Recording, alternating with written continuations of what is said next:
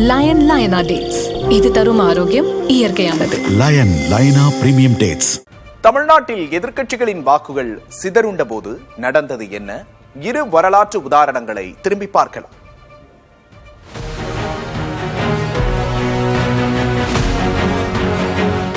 ஆயிரத்து 1971 சட்டமன்ற தேர்தலின் போது காங்கிரஸ் கட்சி இந்திரா மற்றும் காமராஜர் தலைமையில் இரண்டாக உடைந்திருந்தது.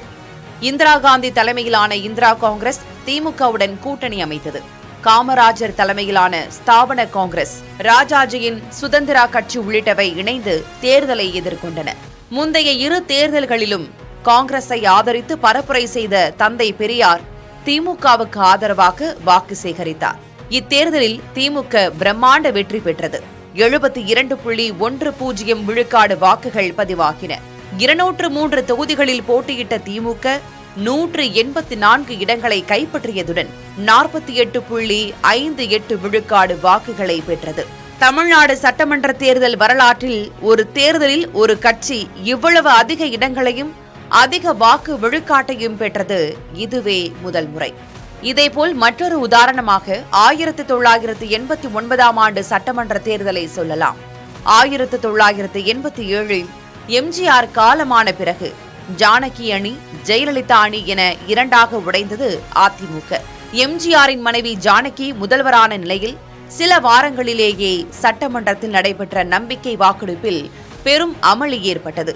சட்டம் ஒழுங்கு, அரசியல் ஸ்திரத்தன்மையை காரணம் காட்டி ஜானகி ஆட்சி கலைக்கப்பட்டது. பின்னர் குடியரசுத் தலைவர் ஆட்சி அமலுக்கு வந்தது. ஓராண்டு பின்னர் சட்டமன்ற தேர்தல் அறிவிக்கப்பட்டது. திமுக தலைமையிலான அணியில் மார்க்சிஸ்ட், ஜனதா தளம் கட்சிகள் இடம்பெற்றன. அதிமுகவின் ஜெயலலிதா அணி சேவல் சின்னத்திலும், ஜானகி அணி இரட்டைப்புறா சின்னத்திலும் போட்டியிட்டன.